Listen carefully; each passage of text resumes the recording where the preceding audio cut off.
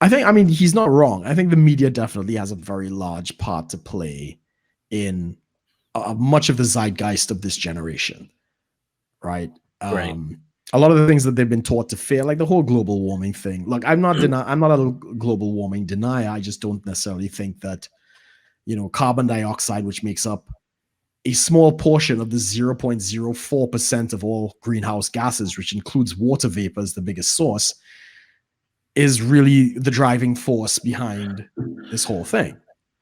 Real quick on that, I just saw an article that said, why are we so afraid about CO2 when greenhouses have literal CO2 generators in them? Yeah. Why? Because it's plant food, motherfuckers. Yeah. Right. And if anybody's interested, you look up global greening. And because of the higher content of CO2 in the atmosphere, the Earth has actually gotten greener. There's bigger, vast swaths of like forest and jungle and grassland and stuff like that.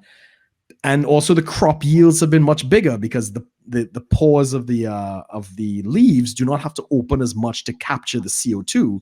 So they retain more moisture and then they get bigger and all this other kind of stuff. So yeah, so I'm definitely not on, I'm not, I could be convinced. Like I'm not dogmatic to say like, oh, it's definitely not the CO2. Is that a red pill? But this is it. It runs against orthodoxy. But where does the orthodoxy comes from? As Conk is rightly saying, that is purely mainstream media. It's all the fucking headlines in the newspaper about, an Al Gore's movie and fucking Hollywood and all this shit. That's where it comes from. You don't hear scientists. When was the last time you hear scientists step up and be like, well, this is what it is? No, it's always fucking politicians, actors, and activists. Mm-hmm. Right? And they always, the science is settled. Well, we're the fucking scientists to defend the position. They're none. Nobody's doing it. Bill Nye is going to dress up as a real scientist for Halloween. Oh, right. Bill Nye, right? The actor from what was his show? I can't remember. Bill Nye, Science Guy. Bill Nye, the Science Guy. No, yeah, Babylon Bee did an article saying Bill Nye will dress up as a real scientist for Halloween. I was like, oh, Jesus. Yeah, it's pretty shit. And there's a lot of contrary evidence. And if you believe in the scientific method, and if you see contrary evidence to your theory that CO2 is the driving force of, the climate thing, and there is apparently some evidence to suggest that it's not, then your theory isn't sound. You go back to the drawing board and you come with another theory. But there's so much money and power invested in this theory, they can't let it go, even if they wanted to. And TW, I agree with you. The vegan propaganda, don't get me started. I try to fight that every goddamn day of my life. One thing that Conk is saying, the common denominator is both sides think they're fighting. They're the minority fighting the man. Left fights the right, right fights the left. And then, don't get me started on centrists. Radical centrists. Have you seen some of the memes? So like basically people make memes about centrism. It's like, the Jews wanted no Jews to die and Hitler wanted 6 million of them to die. So the centrist position is only kill 3 million of them. It's like, oh my God. Like, basically, where it's like, well, you got this point here, but then you got that over there. And then they I think it's called the middle of the road fallacy, where you basically think that the truth is somewhere in the middle on everything. It's basically the heart of British politics because nobody has the balls to take like a strong position. Well, I mean, but it's bullshit. You guys end up clicking to leftist ideas of, Yeah, they cut to the left. Confiscate butter knives. Yeah, and we're about to raise the minimum wage out here. The conservative government is about to raise the minimum wage. Yeah. It's fascism light. It's communism light. Well, it's like socialism light. Yeah. At the my family get together, I picked up a butter knife and said, "This is illegal in the UK." Yeah. There's actually like the Church of England has come out basically saying that there's no reason to have a pointy knife. Like you should round all the pointy knives up to try and fight knife crime, and all knife ends should be curved. Sort of thing. I mean, obviously they've never been to prison because you could shiv somebody with pretty much anything with enough force, whether it's a sharp point or not. But yeah, they're literally talking about seizing steak knives and all this other kind of shit. This is the state of the UK at the moment. I mean, it's a fucking laughing stock. Yeah. Yeah, hand in your knives, and you can't buy a knife at a kitchen store without being 18 years and over. Parliament is sovereign. Parliament is sovereign, and it's fucking retarded. That is what it is. I had to be careful. That might be illegal to say. The police might show up at my door at any minute, you know? Mm-hmm. Yeah. Yeah, guys, don't give up your guns across there, man. That's all I could say.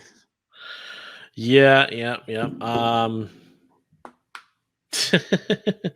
cult of the child. That's the whole thing now, too. I think, so what was it? I think Greta Thunberg said, you stole my childhood. And then it basically people showed like hundreds of pictures of like child soldiers, starving children in Africa. Yeah. Like, yeah. No.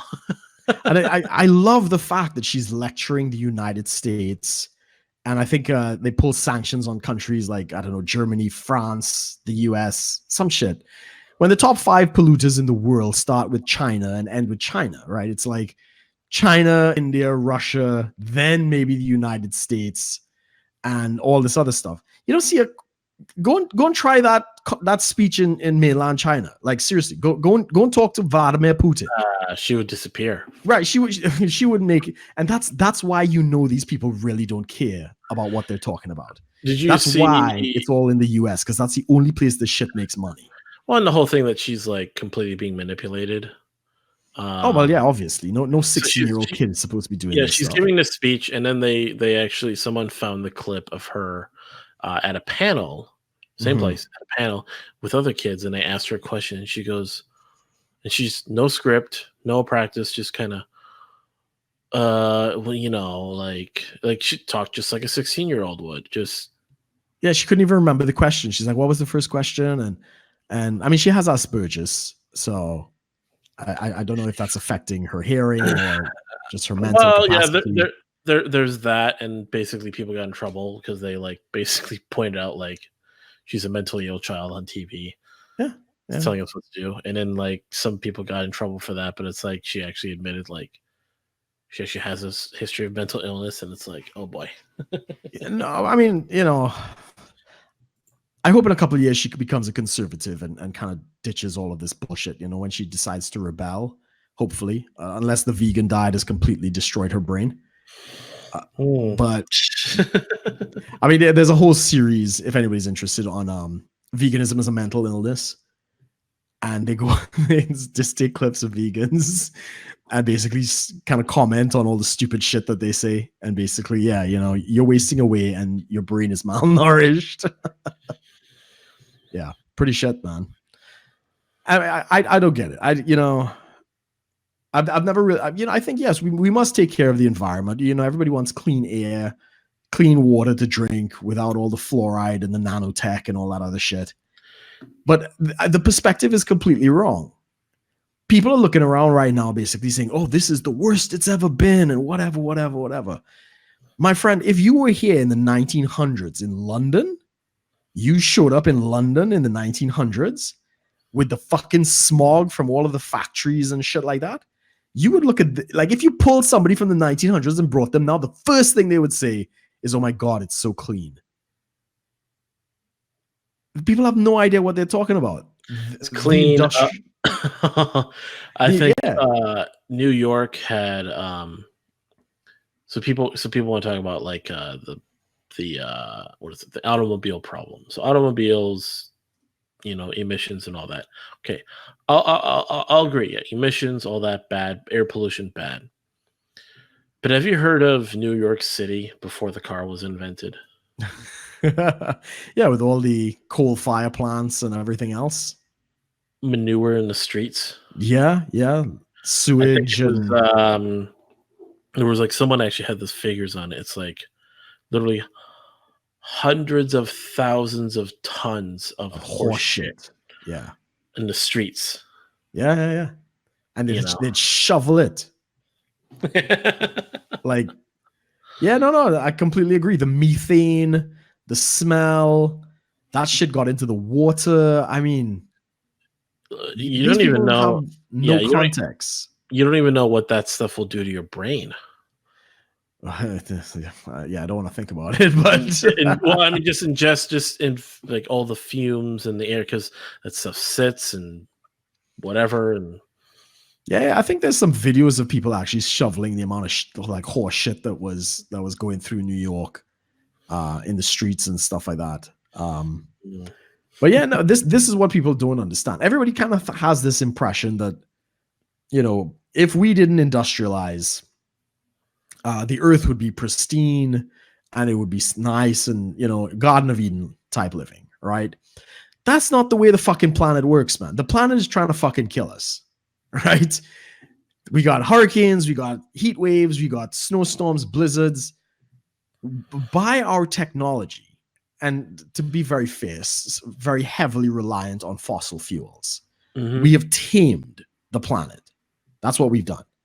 Now, in places like Houston, Texas, where once upon a time you die of heat stroke outside, you can now go into a nice air-conditioned building, and, you know, the population in Texas is booming, where before it would have been uninhabitable. Similarly, Canada, you know, the Arctic, the Scandinavian countries, etc., etc., etc. The fucking cold is trying to kill you, and we push back on that by our technology. And this is again, when I hear a lot of these people talking about the Green New Deal and, you know, oh, we got to basically go back to caveman living.